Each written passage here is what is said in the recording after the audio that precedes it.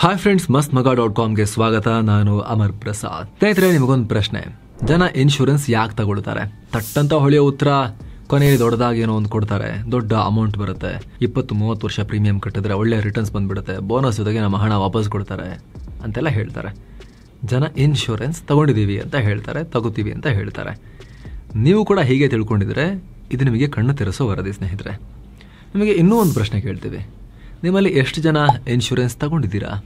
ನೀವು ತಗೊಂಡಿಲ್ಲ ಅಂದರೂ ಕೂಡ ನಿಮ್ಮ ಮನೆಯಲ್ಲಿ ಅಪ್ಪನೋ ಅಮ್ಮನೋ ಅತ್ತೆ ಮಾವನೋ ತಗೊಂಡಿರ್ಬೋದು.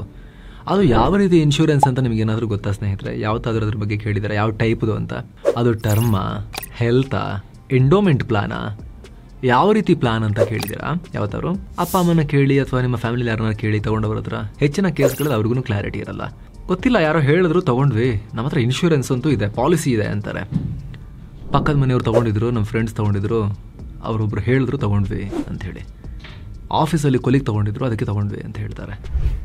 ನಿಮ್ಮ ತಂದೆ ತಾಯಿ ಪ್ರತಿ 3 ತಿಂಗಳಿಗೋ 6 ತಿಂಗಳಿಗೋ ಪ್ರೀಮಿಯಂ ಕೂಡ ಕಟ್ತಾ ಇರ್ಬೋದು. ವರ್ಷಕ್ಕೆ 10,000 15,000 ಹೀಗೆ ಕಟ್ಟಿದ್ರೆ ಮೆಚುರಿಟಿ ಆದಮೇಲೆ 10 ಲಕ್ಷ ಬರುತ್ತೆ, 15 ಲಕ್ಷ ಬರುತ್ತೆ ಅಂತಲೂ ಹೇಳಿರ್ಬೋದು. ಈ ರೀತಿ ಬಹಳ ಕಮ್ಮಿ ಕವರೇಜ್ ಇರೋ ಪ್ಲಾನ್ ಆಗಿರುತ್ತೆ ಹೊರತು ಕೋಟ್ಯಂತರ ರೂಪಾಯಿ ಹಣ ಸಿಗೋ ಪ್ಲಾನ್ ಹೆಚ್ಚಿನವರು ಮಾಡಿಸೇ ಇರೋದಿಲ್ಲ. ಮೆಜಾರಿಟಿ ಕೇಸ್ಗಳಲ್ಲಿ 10, 20, ಮ್ಯಾಕ್ಸಿಮಮ್ 30 ಲಕ್ಷದ ಪ್ಲಾನ್ ಇರ್ಬೋದು. ಅಲ್ಲದೆ ಇದು ಇನ್ವೆಸ್ಟ್ಮೆಂಟ್ ಪ್ಲಾನ್ ಆಗಿರುತ್ತೆ, ಪ್ಯೂರ್ ಇನ್ಶೂರೆನ್ಸ್ ಬೆನಿಫಿಟ್ಸ್ ಇರೋ ಪ್ಲಾನ್ ಆಗಿರೋದಿಲ್ಲ.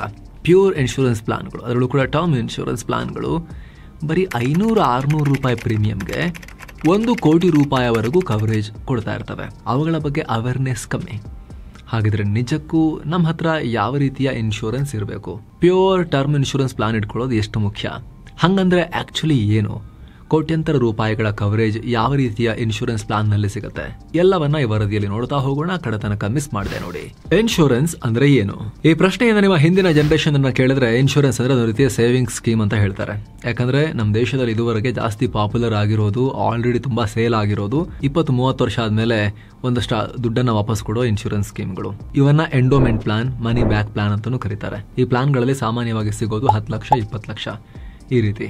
ಇನ್ನು ಜಾಸ್ತಿ ರಿಟರ್ನ್ ಸಿಗೋ ಎಂಡೋಮೆಂಟ್ ಪ್ಲಾನ್ಗೆ ಭರ್ಜರಿಯಾಗಿ ಪ್ರೀಮಿಯಮು ಜಾಸ್ತಿ ಇರುತ್ತೆ. ಆ ಸಾಮರ್ಥ್ಯ ಇರೋದು ಹೈ ಇನ್ಕಮ್ ಕಸ್ಟಮರ್ಗಳಿಗೆ ಮಾತ್ರ. ಆದರೆ ಹೈ ಇನ್ಕಮ್ ಕಸ್ಟಮರ್ಗಳು ಇಂಥ ಪ್ಲಾನ್ಗಳಲ್ಲಿ ಹಣ ಹಾಕ್ತಾರಾ? ಕಮ್ಮಿ. ಈಗಲೂ ಅಲ್ಪ ಸ್ವಲ್ಪ ಮಿಡಲ್ ಕ್ಲಾಸ್ ಜನ ಇಂಥ ಪ್ಲಾನ್ಗಳನ್ನು ತಗೊಳ್ತಾ ಇದ್ದಾರೆ. ಆದರೆ ಇದರಲ್ಲಿ ಸಿಗೋ 10-20 ಲಕ್ಷ ರೂಪಾಯಿ ಕವರೇಜ್ನಲ್ಲಿ ಆ ಮಿಡಲ್ ಕ್ಲಾಸ್ ಕುಟುಂಬ ಒಂದು ಕಾರ್ ತಗೊಳ್ಳೋಕ್ಕೂ ಕಷ್ಟ ಆಗುತ್ತೆ ನೆಟ್ಟಿಗೆ. ಅಂಥದ್ರಲ್ಲಿ ದುಡಿಯೋ ವ್ಯಕ್ತಿ ಮೃತಪಟ್ಟರೆ ಆ ಕುಟುಂಬಕ್ಕೆ ಲೈಫ್ ಸೆಕ್ಯೂರಿಟಿ ಅಮೌಂಟಲ್ಲಿ ಸಾಧ್ಯನಾ 10-20 ಲಕ್ಷದಲ್ಲಿ? ಈ ಪ್ರಶ್ನೆ ಯೋಚನೆ ಮಾಡಲೇಬೇಕು. ಅಷ್ಟೇ ಅಲ್ಲ, ಇದೇ ಎಂಡೋಮೆಂಟ್ ಪ್ಲಾನ್ಗಳ ರೀತಿ 10-20 ವರ್ಷಕ್ಕೆ ಮೆಚುರಿಟಿ ಅಮೌಂಟ್ ವಾಪಸ್ ಕೊಡೋ ಸೇವಿಂಗ್ಸ್ ಇನ್ಸ್ಟ್ರೂಮೆಂಟ್ಗಳು ಮಾರ್ಕೆಟ್ನಲ್ಲಿ ಬೇಕಾದಷ್ಟಿವೆ. FD, RD, mutual fund, ULIP, PPF, post office scheme, ಹೀಗೆ ಸಾಕಷ್ಟಿದಾವೆ. ಇನ್ಫ್ಯಾಕ್ಟ್ ಲಾಂಗ್ ಟರ್ಮ್ FDಗಳಲ್ಲಿ, ಫಿಕ್ಸ್ಡ್ ಡೆಪಾಸಿಟ್ಗಳಲ್ಲಿ ಈ ಎಂಡೋಮೆಂಟ್ ಪ್ಲಾನ್ಗಳಿಗಿಂತಲೂ ಜಾಸ್ತಿ ರಿಟರ್ನ್ ಸಿಗೋ ಅವಕಾಶ ಇರುತ್ತೆ. ಸೊ ಈಗ ಬ್ಯಾಂಕ್ನವರೇ ಮ್ಯೂಚುವಲ್ ಫಂಡ್ನಲ್ಲಿ ಹಣ ಹಾಕಿ ಅಂತ ಸಜೆಸ್ಟ್ ಮಾಡ್ತಾ ಇದ್ದಾರೆ. ಇದೇ ಕಾರಣಕ್ಕೆ ಸಾಂಪ್ರದಾಯಿಕ ಇನ್ಶೂರೆನ್ಸ್ ಪ್ಲಾನ್ಗಳು ಔಟ್ಡೇಟೆಡ್ ಆಗ್ತಿವೆ. ಹಳೆ ಇನ್ಶೂರೆನ್ಸ್ಗಳಿಗೆ ಗುಡ್ ಬಾಯ್. ಸ್ನೇಹಿತರೆ, ಇನ್ಶೂರೆನ್ಸ್ ಹಾಗೂ ಇನ್ವೆಸ್ಟ್ಮೆಂಟ್ಗಳನ್ನ ಈಗ ಜನ ಬೇರೆ ಬೇರೆ ತರ ನೋಡ್ತಾ ಇದ್ದಾರೆ. ಎರಡನ್ನು ಮರ್ಜ್ ಮಾಡ್ತಿಲ್ಲ. ಆ ಅವೇರ್ನೆಸ್ ಈಗ ಭಾರತದಲ್ಲಿ ಚೂರು ಜಾಸ್ತಿ ಬೆಳೀತಾ ಇದೆ. ಲೈಫ್ ಸೆಕ್ಯೂರಿಟಿಗೆ ಅಂತ ಇನ್ಶೂರೆನ್ಸ್ ತಗೊಳ್ಳುವಾಗ, ಪ್ರೊಟೆಕ್ಷನ್ಗಾಗಿ ಇನ್ಶೂರೆನ್ಸ್ ತಗೊಳ್ಳುವಾಗ ಅಲ್ಲಿ ರಿಟರ್ನ್ ಬಗ್ಗೆ ಯೋಚನೆ ಮಾಡಬಾರ್ದು ಅಂತ ಹೇಳಿ, ಬಟ್ ಎಷ್ಟಾಗುತ್ತೆ ಚೀಪ್ ಇರಬೇಕು ಅದು ಇನ್ಶೂರೆನ್ಸ್ ಕಾಸ್ಟ್, ಕವರೇಜ್ ತುಂಬಾ ದೊಡ್ಡ ಇರಬೇಕು, ಆ ರೀತಿ ಯೋಚನೆ ಮಾಡ್ತಾ ಇದ್ದಾರೆ. ಸೊ ಅವರು ಇನ್ವೆಸ್ಟ್ಮೆಂಟ್ಗೆ mutual fund, stocks, real estate, gold, ಇನ್ನು ಕೆಲವರು ಸ್ವಲ್ಪ ಅಗ್ರೆಸಿವ್ ಇರೋರು ಸ್ವಲ್ಪ ಇನ್ಶೂರೆನ್ಸ್ ಮತ್ತೆ ಇದೆರಡು ಮರ್ಜ್ ಮಾಡಬೇಕು ಅನ್ನೋರು ಯುಲಿಪ್ಗಳಿಗೂ ಕೂಡ ಹೋಗ್ತಿದ್ದಾರೆ. ಈ ತರ ಎಲ್ಲ ಮಾಡ್ತಿದ್ದಾರೆ. ಪ್ರೊಟೆಕ್ಷನ್ಗೆ ಪ್ಯೂರ್ ಟರ್ಮ್ ಪ್ಲಾನ್ಗಳನ್ನ ತಗೊಳ್ತಾ ಇದ್ದಾರೆ. ಇದಕ್ಕೆ ಕಾರಣ ಏನು ಒಂದೊಂದಾಗಿ ಬ್ರೇಕ್ ಡೌನ್ ಮಾಡ್ತಾ ಹೋಗೋಣ. ಕಮ್ಮಿ ಬೆಲೆಗೆ ಕೋಟಿಗಳ ಕವರೇಜ್. ಎಸ್ ಸ್ನೇಹಿತರೆ, ಮೊದಲನೇ ಕಾರಣ ಅಫೋರ್ಡಬಿಲಿಟಿ. ಆಗ್ಲೇ ಹೇಳಿದ ಹಾಗೆ ಕೇವಲ 500-600 ರೂಪಾಯಿ ಪ್ರೀಮಿಯಂನಲ್ಲಿ 1 ಕೋಟಿ ರೂಪಾಯಿಯ ಕವರೇಜ್ ಕೊಡೋ ಟರ್ಮ್ ಇನ್ಶೂರೆನ್ಸ್ ಪ್ಲಾನ್ಗಳು ಭಾರತದಲ್ಲಿ ಸಿಗ್ತವೆ.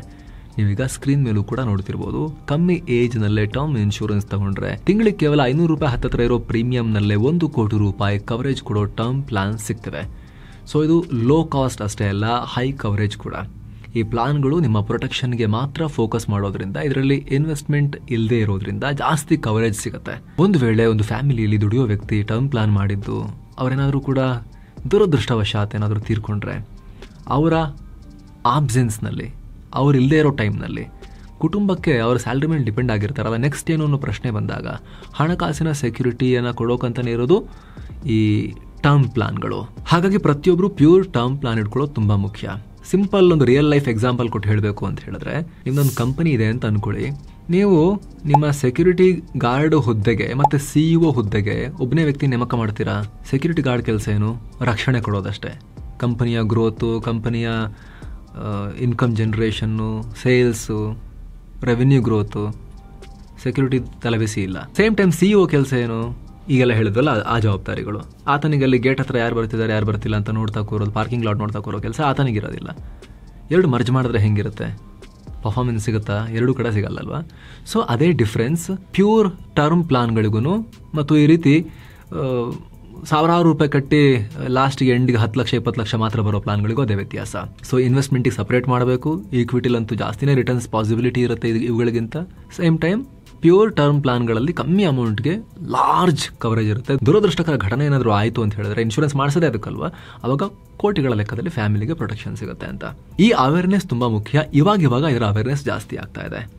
ಸೊ ಸ್ನೇಹಿತರೆ, ನಿಮ್ಮಲ್ಲೂ ಕೂಡ ಯಾರು ಟರ್ಮ್ ಇನ್ಶೂರೆನ್ಸ್ ಮಾಡಿಸ್ಬೇಕು ಅಂತ ಅನ್ಕೊಂಡಿದ್ದೀರಿ, ಮಾಡಿಸಿಲ್ಲ, ಮಾಡಿಸೋ ಉದ್ದೇಶ ಇದೆ, ಅವರಿಗೆ ಡಿಸ್ಕ್ರಿಪ್ಷನಲ್ಲಿ ಪಿನ್ ಮಾಡಿರೋ ಕಾಮೆಂಟಲ್ಲಿ ನಾವು ಪಾಲಿಸಿ ಬಜಾರ್ನ ಲಿಂಕನ್ನು ಕೊಟ್ಟಿರ್ತೀವಿ. ಕ್ಲಿಕ್ ಮಾಡೋ ಮೂಲಕ ನೀವು ದೇಶದ ಎಲ್ಲ ಪ್ರೊವೈಡರ್ಗಳ ಪ್ಲಾನ್ಗಳನ್ನು ಕಂಪೇರ್ ಮಾಡಿ ನಿಮಗೆ ನಿಮ್ಮ ಏಜ್ಗೆ ತಕ್ಕಂತೆ ಪ್ರೀಮಿಯಂ ಇರುತ್ತೆ. ಯಂಗ್ ಏಜ್ ಇದ್ದಷ್ಟು ಒಳ್ಳೆಯದು. ಸೊ ನಿಮ್ಮ ಏಜ್ಗೆ 1 ಕೋಟಿ ಕವರೇಜಿಗೆ ಎಷ್ಟು ಪ್ರೀಮಿಯಂ ಬರುತ್ತೆ, 2 ಕೋಟಿ ಬೇಕು ಅಂದರೆ ಎಷ್ಟು ಪ್ರೀಮಿಯಂ ಬರುತ್ತೆ, ಅದೆಲ್ಲ ಚೆಕ್ ಮಾಡಿಕೊಂಡು ಕೆಲವೇ ಕ್ಲಿಕ್ಸಲ್ಲಿ ಅಪ್ಲೈ ಮಾಡ್ಬೋದು. ಆಸಕ್ತರು ಡಿಸ್ಕ್ರಿಪ್ಷನ್ ಪಿನ್ ಮಾಡಿರೋ ಕಾಮೆಂಟನ್ನು ಚೆಕ್ ಮಾಡಿ ಸ್ನೇಹಿತರೆ. ಇನ್ನು ವರದಿಯಲ್ಲಿ ಮುಂದುವರೆದ್ರೆ ನಾವು ಅಫೋರ್ಡೆಬಿಲಿಟಿ ನಂತರ ಬರೋದೇನು ಗೊತ್ತಾ? ಅಂದರೆ ಕಮ್ಮಿ ಕಾಸ್ಟ್ ನಂತರ ನೆಕ್ಸ್ಟ್ ಬರೋದೇನು ಗೊತ್ತಾ? ಮಾಡರ್ನ್ ಟರ್ಮ್ ಪ್ಲಾನ್ಗಳಲ್ಲಿರೋ ಕ್ಲಾರಿಟಿ ಮತ್ತು ಸಿಂಪ್ಲಿಸಿಟಿ. ಪ್ಯೂರ್ ಟರ್ಮ್ ಇನ್ಶೂರೆನ್ಸ್ ಪ್ಲಾನ್ಗಳಲ್ಲಿ ಯಾವುದೇ ಹಿಡನ್ ಟರ್ಮ್ಸ್ ಆ್ಯಂಡ್ ಕಂಡೀಷನ್ಸ್ ಇರಲ್ಲ. ಟರ್ಮ್ ಪ್ಲಾನ್ಗಳನ್ನು ಈಸಿಯಾಗಿ ಪ್ರತಿಯೊಬ್ಬರು ಅರ್ಥ ಮಾಡ್ಕೋಬೋದು. ನೀವು ಯಾವುದಕ್ಕಾಗಿ ಪ್ರೀಮಿಯಂ ಕಟ್ತಿದ್ದೀರಾ, ಅದರಿಂದ ನಿಮ್ಮ ಮನೆಯವರಿಗೆ ಏನು ಪ್ರೊಟೆಕ್ಷನ್ ಸಿಗುತ್ತೆ, ಆ ಕ್ಲಾರಿಟಿ ಕ್ಲಿಯರ್ ಕಟ್ ಆಗಿರುತ್ತೆ. ಜೊತೆಗೆ ಒಂದು ಸಲ ಲಾಕ್ ಇನ್ ಆಯಿತು ಅಮೌಂಟ್ ಅಂತ ಹೇಳಿದ್ರೆ ಪಾಲಿಸಿ ಅವಧಿ ಉದ್ದಕ್ಕೂ ಚೇಂಜ್ ಆಗಲ್ಲ ಟರ್ಮ್ ಪ್ಲಾನ್ಗಳಲ್ಲಿ. ಈಗ ನೀವು ಹೆಂಗಿದ್ದೀರಾ, 500-600 ರೂಪಾಯಿಗೆ ನಿಮಗೆ 1 ಕೋಟಿ ಕವರೇಜ್ನ ಟರ್ಮ್ ಇನ್ಶೂರೆನ್ಸ್ ಸಿಕ್ಬಿಡ್ತು ಅಂತ ಅನ್ಕೊಳ್ಳಿ. ನೀವು 25 ವರ್ಷ ಅಂತ ಅನ್ಕೊಳ್ಳಿ, 60 ವರ್ಷ ತನಕ ನೀವು ಕವರೇಜ್ ಬೇಕು ಅಂತ ಮಾಡಿಸಿರ್ತೀರಾ ಅಂತ ಅನ್ಕೊಳ್ಳಿ. 60 ಆಗೋ ತನಕ ಈ ಕವರೇಜ್ ಇದ್ರೆ ಸಾಕು ಅಂತ. ನೆಕ್ಸ್ಟ್ 35 ಇಯರ್ಸ್ ಕೂಡ ಅದೇ 500-600 ರೂಪಾಯಿನೇ ಇರುತ್ತೆ ತಿಂಗಳಿಗೆ, ಜಾಸ್ತಿ ಆಗಲ್ಲ. ಇದು ಲಾಕ್ ಆಗಿಬಿಡುತ್ತೆ. ಅದು ಇನ್ನು 30 ವರ್ಷ ಬಿಟ್ಟು 500-600 ರೂಪಾಯಿಗೆ ಏನು ಬೆಲೆ ಇರುತ್ತೆ ಯೋಚನೆ ಮಾಡಿ ನೀವು. ಹಾಗಾಗಿ ಟರ್ಮ್ ಪ್ಲಾನ್ಗಳ ದೊಡ್ಡ ಅಡ್ವಾಂಟೇಜ್ ಇದು. ನೆಕ್ಸ್ಟ್, ಹೂಡಿಕೆಗೆ ಸ್ವಾತಂತ್ರ್ಯ, ಫ್ಲೆಕ್ಸಿಬಲ್ ಚಾಯ್ಸಸ್. ಒಂದು ಟ್ರೆಡಿಷನಲ್ ಇನ್ಶೂರೆನ್ಸ್ಗಳಲ್ಲಿ, ಸೇವಿಂಗ್ಸ್ ಲಿಂಕ್ಸ್ಡ್ ಪಾಲಿಸಿಗಳಲ್ಲಿ ದೊಡ್ಡ ಪ್ರೀಮಿಯಂ ಕಟ್ಟಿ ನಿಮ್ಮ ಹಣವನ್ನು ಅದರಲ್ಲಿ ಲಾಕ್ ಮಾಡಿ ಇಡೋದು. ಇನ್ನೊಂದು ಪುಟಾಣಿ ಪ್ರೀಮಿಯಂ ಕಟ್ಟಿ ದೊಡ್ಡ ಲೈಫ್ ಕವರೇಜ್ ತಗೊಳ್ಳೋದು. ಅದು ವ್ಯತ್ಯಾಸ ಈ ಟ್ರೆಡಿಷನಲ್ ಪ್ಲಾನ್ಸ್ಗೂ ಪ್ಯೂರ್ ಟರ್ಮ್ ಪ್ಲಾನ್ಸ್ಗೂ. ಈ ಟರ್ಮ್ ಪ್ಲಾನ್ ತಗೊಂಡಾಗ ಕಮ್ಮಿ ಕಾಸ್ಟ್ಗೆ ದೊಡ್ಡ ಕವರೇಜ್ ಸಿಕ್ಕಿರುತ್ತೆ. ಜೊತೆಗೆ ಆ ರೆಗ್ಯುಲರ್ ಓಲ್ಡ್ ಸ್ಟೈಲ್ ಪ್ರಾಡಕ್ಟ್ಸಿಗೆ ಕಂಪೇರ್ ಮಾಡಿದ್ರೆ, ಎಂಡೋಮೆಂಟ್ ಪ್ರಾಡಕ್ಟ್ಸಿಗೆ ಕಂಪೇರ್ ಮಾಡಿದ್ರೆ ನಿಮಗೆ ಅಮೌಂಟ್ ಉಳಿಯುತ್ತಲ್ಲ, ಆ ಉಳಿದಿರೋ ಅಮೌಂಟನ್ನು ನೀವು ಪ್ಯೂರ್ ಇನ್ವೆಸ್ಟ್ಮೆಂಟ್ ಪ್ಲಾನ್ಗಳಲ್ಲಿ, ಈಕ್ವಿಟಿಯಲ್ಲೋ, ಮ್ಯೂಚುವಲ್ ಫಂಡಲ್ಲೋ, SIP ಮಾಡೋದು, ಸ್ಟಾಕ್ಸ್ಗೆ ಹಾಕೋದು ಅಥವಾ FDಗೆ ಹಾಕೋದು ಮಾಡಿದಾಗ ನಿಮಗೆ ಹೂಡಿಕೆ ಸ್ವಾತಂತ್ರ್ಯ ಸಿಗುತ್ತೆ. ನೀವು ಜಾಸ್ತಿ ರಿಟರ್ನ್ಸನ್ನು ಕೂಡ ಜನರೇಟ್ ಮಾಡೋಕ್ಕೆ ಸಾಧ್ಯ ಇರುತ್ತೆ. ಇನ್ನು ಕೆಲವ್ರಿಗೆ ಏನಿರುತ್ತೆ ಗೊತ್ತಾ, ಈ ಬೈಕು ಕಾರಿಗೆಲ್ಲ ಇನ್ಶೂರೆನ್ಸ್ ಮಾಡಿಸ್ತಾರಲ್ಲ, ಅದು ವಾಪಸ್ ಬರಲ್ಲ. ಆ ವರ್ಷದಲ್ಲಿ ಏನಾದರೂ ಪ್ರಾಬ್ಲಮ್ ಆದರೆ ಮಾತ್ರ ವಾಪಸ್ ಬರೋದು ನಿಮಗೆ ಕ್ಲೇಮ್ ಮಾಡೋಕ್ಕೆ. ಅದೇ ರೀತಿ ನಮ್ಮ ಜೀವಕ್ಕೆ ಮಾಡಿಸ್ಕೋಬೇಕು ಅಂತ ಯೋಚನೆ ಮಾಡೋದಿಲ್ಲ ಅವರು ವಾಪಸ್ ಬರಲೇಬೇಕು ಅಂತ ಹೇಳ್ತಾರೆ.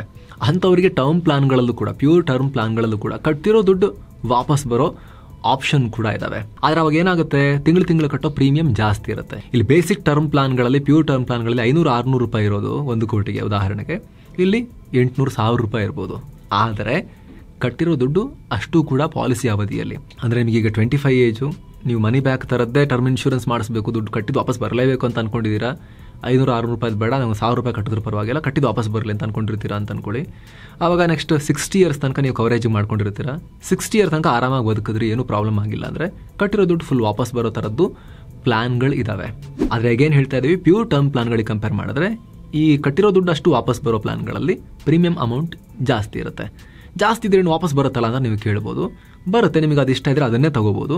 ಆದರೆ ನೀವು ಅಲ್ಲಿ ಜಾಸ್ತಿ ಕಟ್ಟಿರ್ತೀರಾ, ಆ ದುಡ್ಡನ್ನ ಅವ್ರು ದುಡಿಸ್ಕೊಂಡು ಚೆನ್ನಾಗಿ ರಿಟರ್ನ್ ಮಾಡ್ಕೊಂಡಿರ್ತಾರೆ. ಹಾಗಾಗಿ ನೀವು ಕಟ್ಟಿದ ದುಡ್ಡು ಲಾಸ್ಟಿಗೆ ವಾಪಸ್ ಕೊಡ್ತಾರೆ. ಆ ಲೆಕ್ಕಾಚಾರ ಅದು. ಜೊತೆಗೆ ಮಾಡರ್ನ್ ಟರ್ಮ್ ಪ್ಲಾನ್ಗಳು ನಿಮಗೆ ಕೇವಲ ಡೆತ್ ಕವರ್ ಮಾತ್ರ ಕೊಡ್ತವೆ ಅಂತಲ್ಲ. ಈಗಿನ ಪ್ಲಾನ್ಗಳಲ್ಲಿ ಯಾವ ರೀತಿ ಕುಟುಂಬಕ್ಕೆ ಹಣ ಹೋಗಬೇಕು ಅನ್ನೋದನ್ನ ಕೂಡ ಕುಟುಂಬವೇ ಆಯ್ಕೆ ಮಾಡ್ಕೋಬಹುದು ಅಥವಾ ನಾಮಿನಿನೇ ಆಯ್ಕೆ ಮಾಡ್ಕೋಬಹುದು. ಯಾವ ರೀತಿ ಹಣ ಹೋಗಬೇಕು ಅನ್ನೋದಕ್ಕೆ ಫ್ಲೆಕ್ಸಿಬಲ್ ಆಪ್ಷನ್ಸ್ ಇವೆ. ಒಟ್ಟಿಗೆ 1 ಕೋಟಿ 2 ಕೋಟಿ ಲಂಸಮ್ ಆದರೂ ಕೂಡ ತಗೋಬಹುದು, ಅಥವಾ ಪ್ರತಿ ತಿಂಗಳು ಮಂತ್ಲಿ ಇನ್ಕಮ್ ಬರೋ ರೀತಿ ಕೂಡ ಮಾಡ್ಕೋಬಹುದು. ಈ ರೀತಿಯ ಆಪ್ಷನ್ಸ್ ಕೂಡ ಇದಾವೆ. ಜೀವನವಿಡೀ ಕವರೇಜ್. ಎಸ್ ಸ್ನೇಹಿತರೆ, ನಾವು ನಿಮಗೆ ಹೇಳ್ಬೇಕಾದ್ರೆ ಹೇಳಿದ್ವಿ, ನೀವು 60 ತನಕ ಮಾಡಿಸ್ಕೊಂಡಿದ್ರೆ, ಸುಮ್ಮನೆ ಒಂದು ಲೆಕ್ಕಾಚಾರಕ್ಕೆ ಹೇಳಿದ್ವಲ್ಲ, ಇವಾಗಂತೂ 99 ಇಯರ್ಸ್ ತನಕವೂ ಕವರೇಜ್ ಕೊಡೋ ಪ್ಲಾನ್ಗಳು ಇದಾವೆ ಭಾರತದಲ್ಲಿ. ಸೊ ಮಾಡಿಸ್ಕೊಂಡಿರೋ ವ್ಯಕ್ತಿ 500-600 ರೂಪಾಯಿಗೋ ಟರ್ಮ್ ಇನ್ಶೂರೆನ್ಸ್ ಮಾಡಿಸ್ಕೊಂಡಿರೋ ವ್ಯಕ್ತಿ 98ರ ವಯಸ್ಸಲ್ಲಿ ಮೃತಪಟ್ಟರೂ ಕೂಡ ಅವರ ಕುಟುಂಬಕ್ಕೆ ಆ ಅಮೌಂಟ್ ಲಂಸಮ್ ಆಗಿ ಸಿಗುತ್ತೆ ಫ್ಯಾಮಿಲಿಗೆ. ಇದ್ರ ಜೊತೆಗೆ ಈಗಿನ ಟರ್ಮ್ ಇನ್ಶೂರೆನ್ಸ್ ಪ್ಲಾನ್ಗಳಲ್ಲಿ ಸಾಕಷ್ಟು ರೈಡರ್ಗಳು ಬರ್ತಿದಾವೆ. ಅಂದ್ರೆ ನಿಮಗೆ ಅವಾಗಲೇ ಹೇಳಿದ್ರಲ್ಲ, ಕೇವಲ ಡೆತ್ ಬೆನಿಫಿಟ್ ಮಾತ್ರ ಅಲ್ಲ, ಎಕ್ಸ್ಟ್ರಾ ಬೆನಿಫಿಟ್ಸ್ ಇದಾವೆ ಅಂತ ಹೇಳಿ. ಏನೇನು ಅಂತ ಹೇಳಿದ್ರೆ, ಎಕ್ಸ್ಟ್ರಾ ಟಾಪ್ ಅಪ್ ಕವರೇಜ್ ತರ. ಉದಾಹರಣೆಗೆ ವ್ಯಕ್ತಿ ಮೃತಪಟ್ಟಿಲ್ಲ, ಆದ್ರೆ ಕ್ರಿಟಿಕಲ್ ಇಲ್ನೆಸ್ ಆಗೋಯ್ತು, ಹಾಸಿಗೆ ಹಿಡಿದ್ರು, ಕೆಲಸ ಹೋಯ್ತು, ಪರ್ಮನೆಂಟ್ ಡಿಸಬಿಲಿಟಿ ಆಗೋಯ್ತು, ಕೈಕಾಲು ಕಳ್ಕೊಂಡ್ರು, ಇಂಥ ಸನ್ನಿವೇಶ ಬಂತು ಅಂದ್ರೂ ಕೂಡ ಅದಕ್ಕೆ ಕವರೇಜ್ ಕೊಡೋ ರೀತಿ ನೀವು ಎಕ್ಸ್ಟ್ರಾ ಆಡ್ ಆನ್ ಗಳನ್ನ, ರೈಡರ್ ಗಳನ್ನ ಆಡ್ ಮಾಡ್ಕೊಂಡು ಪಾಲಿಸಿ ತಗೋಬಹುದು. ಆವಾಗ ಇಲ್ಲ ಜೀವ ಇದೆ ಬಟ್ ತುಂಬಾ ಗಂಭೀರ ಸನ್ನಿವೇಶದಲ್ಲಿ ನಾವು ಜೀವನ ನಡೆಸ್ತಾ ಇದ್ದೀವಿ, ಈ ಥರದೆಲ್ಲ ಆಗಿ ಹೋಗಿದೆ ಲೈಫಲ್ಲಿ ಅಂದಾಗ ಅವಾಗಲೂ ಕೂಡ ಟರ್ಮ್ ಇನ್ಶೂರೆನ್ಸ್ನ ಕ್ಲೇಮ್ ಮಾಡೋ ರೀತಿ ಎಕ್ಸ್ಟ್ರಾ ಅಡಿಷನ್ಗಳನ್ನು ನೀವು ಹಾಕೋಬಹುದು. ಇದು ಯಾರಿಗೆ ಹೆಲ್ಪ್ ಆಗುತ್ತೆ? ಡೇಂಜರಸ್ ವೃತ್ತಿಗಳಲ್ಲಿ ಕೆಲಸ ಮಾಡೋರು, ಕಟ್ಟಡ ನಿರ್ಮಾಣಗಳಲ್ಲಿ ಕೆಲಸ ಮಾಡೋರು, ಫೀಲ್ಡ್ ವರ್ಕ್ ಜಾಸ್ತಿ ಇರೋರು, ಅಪಾಯಕಾರಿ ಇಂಡಸ್ಟ್ರಿಗಳಲ್ಲಿ ಕೆಲಸ ಮಾಡ್ತಿರೋರು, ಕುಟುಂಬದಲ್ಲಿ ಮೇಜರ್ ಆರೋಗ್ಯ ಸಮಸ್ಯೆಗಳ ಹಿಸ್ಟ್ರಿ ಇರೋರು, ಇವರಿಗೆಲ್ಲ ಈ ಎಕ್ಸ್ಟ್ರಾ ರೈಡರ್ಗಳು, ಎಕ್ಸ್ಟ್ರಾ ಅಡಿಷನ್ಗಳು, ಆಡ್ ಆನ್ಗಳು ಎಕ್ಸ್ಟ್ರಾ ಪ್ರೊಟೆಕ್ಷನ್ ಅನ್ನ ಕೊಡುತ್ತೆ. ಏನೋ ಈ ರೀತಿ ಸಾಕಷ್ಟು ಬೆನಿಫಿಟ್ಸ್ ಇವೆ ಸ್ನೇಹಿತರೆ. ನೀವೇ ಖುದ್ದು ಪಾಲಿಸಿ ಬಜಾರ್ ವೆಬ್ಸೈಟ್ಗೆ ಹೋಗಿ ಎಲ್ಲ ಬೆನಿಫಿಟ್ಸ್ನ ಚೆಕ್ ಮಾಡ್ಬೋದು, ಬೇರೆ ಬೇರೆ ಎಲ್ಲ ಪ್ರೊವೈಡರ್ಗಳ ಪ್ಲಾನ್ಗಳನ್ನು ಕಂಪೇರ್ ಮಾಡ್ಬೋದು, ಕೊನೆಗೆ ನಿಮಗೆ ಇಷ್ಟದ ಪ್ಲಾನ್ನ ಆಯ್ಕೆ ಮಾಡ್ಕೋಬಹುದು. ಡಿಸ್ಕ್ರಿಪ್ಷನಲ್ಲಿ ಪಿನ್ ಮಾಡಿರೋ ಕಾಮೆಂಟ್ನಲ್ಲಿ ಲಿಂಕ್ ಇದೆ, ಆಸಕ್ತರು ಮಿಸ್ ಮಾಡದೆ ಚೆಕ್ ಮಾಡಿ. ಯಾರಿಗಾರೋ ಇದ್ರ ಬಗ್ಗೆ ಕ್ಲಾರಿಟಿ ಇಲ್ಲ ಅಂದರೆ ಅವ್ರಿಗೂ ಕೂಡ ಈ ವ್ಯತ್ಯಾಸ ಗೊತ್ತಾಗಲಿ, ಅವ್ರಿಗೂ ಕೂಡ ನೀವು ಇದನ್ನು ಶೇರ್ ಮಾಡ್ಬೋದು, ಈ ವಿಡಿಯೋ ಲಿಂಕನ್ನು. ಥ್ಯಾಂಕ್ ಯು ಸೋ ಮಚ್ ಸ್ನೇಹಿತರೆ. ಮತ್ತೆ ಭೇಟಿ ಆಗ್ತಿರೋಣ. ನಮಸ್ತೆ.